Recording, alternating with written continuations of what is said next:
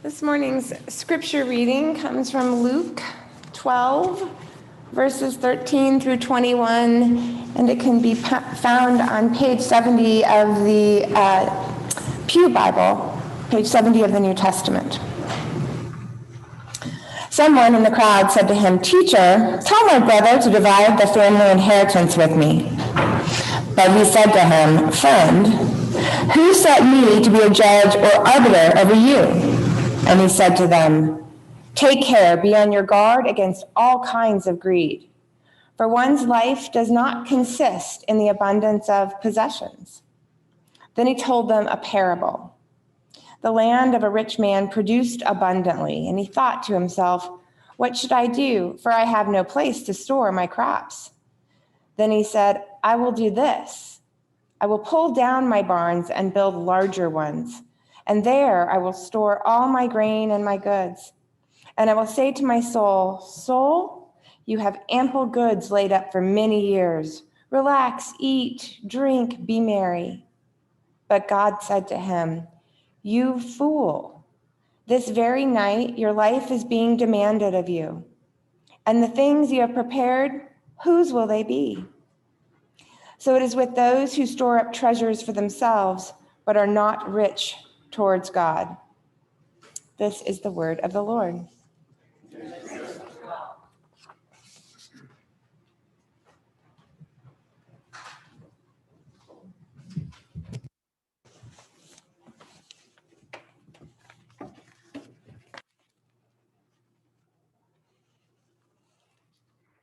Good morning. I have one thing I want to sort of add to announcements, if you would. And I have to find my first page here. We didn't do the Smith sightings this morning, and I have some that I want to share. They have been doing a lot of sightseeing, going to cathedrals. Bo said he went to one cathedral that had the largest pipe organ in France. And I was like, oh, I hope he got to hear it being played. That would be so cool. They've gone to the Louvre. Bo and Eden went to a concert, and did you? I don't remember who the concert was, but it was one of Bo's favorite groups, and they were in France. Who'd have thought? So they went. Asher has a cold, and he said that's kind of slowed him down a bit. So please pray for his health. And I don't know if you remember, the last time I was here, I spoke about the spiritual direction program doctorate that Bo is working on, and that they are looking for what is called directees. And it's really an awesome opportunity because, number one, I'm guessing it's going to be free because you're volunteering. If it's not, you can tell Bo I said it was. So, but I'm guessing it probably is. And it is, I can't tell you how important having this person to walk alongside of me, number one, when I was discerning whether or not to go to seminary. And so it's not something to be afraid of. It isn't like counseling, so don't go there. It's not like that at all. It is just someone to help you see where God has been in your life. That's the best way I know how to describe it. So if you even think you're remotely interested, please let me know, because Bo asked me, and I said, well, nobody said anything to me yet, and I asked them to get with me. So let me know what you're thinking, and if you want to know more, I will be more than happy to talk about it because I just love spiritual direction. It's just It's just an awesome thing. That's all I know how to describe it. So that's our update on the Smiths. And thank you, Rachel, for finding those pictures. So will you pray with me? Gracious God, we gather this morning to acknowledge the mystery that we are not alone, that you breathe life into us, the mystery that the whole creation is full of you, and that you come to us in the beauty of the earth and in our encounters with other people. So open our hearts and our minds to the word you would have us hear this day. Help us to set aside every worry and distraction and to focus on these moments, on the mystery revealed to us in Jesus. Amen. Amen. Author Kathleen Norris says, Christian faith is a way of life, not a grocery list of beliefs. The Christian religion asks us to place our trust not in ideas and certainly not in ideologies. Did you ever hear Jesus say that? No. But in a God who was vulnerable enough to become human and die, and in a God who desires to be present to us in everyday circumstances. It is in the realm of the daily and the mundane that we must find our way to God. Well, today's parable in Luke is about a lot more than a mere economic circumstance. It's more than a conversation about the haves and the have-nots. It is really a spiritual conversation, and one that holds spiritual significance for everyone.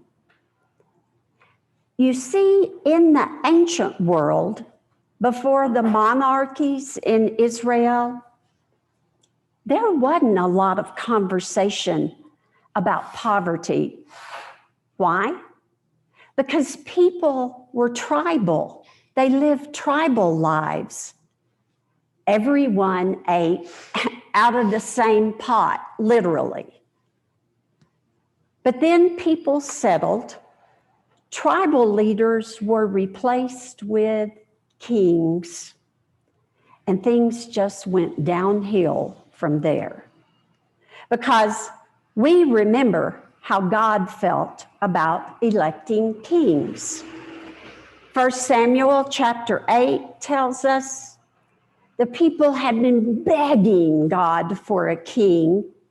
And finally, God told Samuel, go ahead, appoint a king, because the people have not rejected you, Samuel. They have rejected God. And what happened? The kings built armies, they collected taxes, they accumulated wealth. With the arrival of kings, one can see the beginnings of extreme disparity in wealth and poverty. And it was in this new social reality that God began to raise up the prophets. And if you have ever sat down and tried to read the minor prophets kind of just all in a row, it is overwhelming. And they're all saying the same thing, just in a different way to a different group of people. But these prophets had a lot to say about what was going on. And when Israel was finally overthrown, first by the Assyrians and then by the Babylonians, the prophets made it clear that their demise was not a result of superior military strength of the enemy, but that Israel had crumbled from the inside. The central issue that had destroyed her society was her incapacity to see the poor as human. Without compassion and vision for the poor, Israel had ceased to live as God's people. They had become like every other nation. And this prophetic conversation continued right into Jesus' ministry, and with Jesus making it very clear that his community, whether it's the first century or the 21st century, can only be community if we can see humanity in the least of these. Well, then we have today's parable, that the spiritual lives of those with abundance and those who must scratch out an existence in minimal resources are linked together. Jesus reminds us in this same chapter 12, but verse 48, much later, those to whom much is given, much is required. The rich man in today's text has a real problem. His farm has produced a harvest so large that his barns can't hold it. Now, and I remembered this as I was working on this. My New Testament professor, and folks, that was a long time ago when I was there, Brandon Scott says, this harvest is so large that it's the sign of a miracle. A harvest so abundant, so beyond the norm. So, does a man decide to throw a party and invite everybody to glean from his pasture? No. The answer is bigger barns, hoard more stuff. And just as he is finishing moving in, the paint's drying, like I said, God says, you foolish, foolish man. Tonight your life is demanded of you. And all your stuff, whose will it be when you are dead? Now, God is not calling the man a fool. The Greek word that is used in this place here is not interchanged with our words like you stupid or dummy. No. But God is referring to his actions. And this man's abundant wealth is not the only problem here. His problem is his isolation, because he assumes God's not around, not present, and not only God, but there is no one else around him either except the folks who work for him. The man has no heirs, no family, no friends, no neighbors, just himself and his grain. Now, I'm going to read one of the passages again, and I want you to count how many times you hear I, me, my, somebody talking about themselves, okay? You ready? Then he thought to himself, what should I do? For I have no place to store my crops. I will do this. I will pull down my barns and build larger ones. And there I will store all my grain and my goods, and I will say to my soul. How many did you get? 13. 13. In 3 sentences. That's pretty self-focused, is it not? The story is not simply about a rich man. It's about a foolish man who happens to be rich and has no idea that anything, anyone else in the world exists. The only object of his possessions is himself. And so God says, all this stuff, who's it going to be when you're gone? And the implication is that once he's dead, all this grain will then be used for those for whom it was intended. You see, his stuff has a spiritual purpose. It is to be shared. It is there to create community and to bear witness to God's love for all people. That is the root of this parable of poverty. The theological concern here is the power wealth and poverty have to destroy human community, to divide people. It's about the power poverty gives to the wealthy to see others as worthless, no value as a child of God. The prophets understood that God had called Israel to live as a different kind of community. But the inequities in possessions blinded the rich from seeing the humanity in the poor. And when we can no longer see humanity in our neighbors, society has crumbled. Community has ceased to exist. And just like the prophets of Israel, Jesus made it clear that being a part of his community would require our learning to see the humanity in all people, including the poor. Now, I want you to think for a minute about when people, whether it's kids or the adults, return from a mission trip. What do you always hear them say? I met God in the people there, and they did more for me than I ever could have done for them. Does that sound right? Have you heard that before? Reverend Barbara Brown Taylor, who is one of my favorite theologians, tells of a different testimony after taking her own youth group to a mission trip in the Appalachians.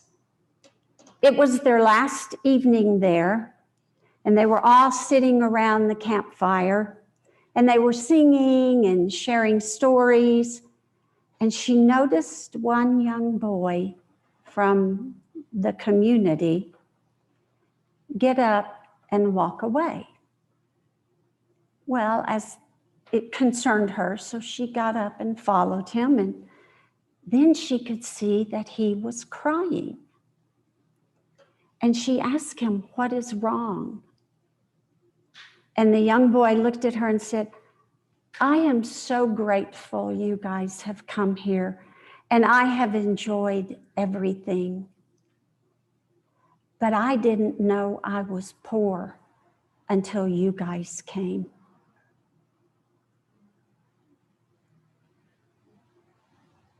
I didn't know I was poor. Maybe it's a good thing for us to remember that it is not their lives that are at stake in our mission, but our own. But solidarity with the poor is more than about just mission. It's about the restoration of a fractured community. It is the healing of a broken society. It's the recognition that God lives within all people. And Jesus said the church can't be the church apart from this solidarity. The church can't be the church if it has no mission? In today's parable, Jesus explains, one's life does not consist in the abundance of possessions. And do you know what the irony is here? The rich man has done many, many things right. And he's done what many of us have done in similar situations. And anyone with an IRA account can attest to that. He has not harmed anybody. He's only harbored what is his own. There is nothing to say that possessions are necessarily wrong, that it's wrong to value them, even to enjoy them.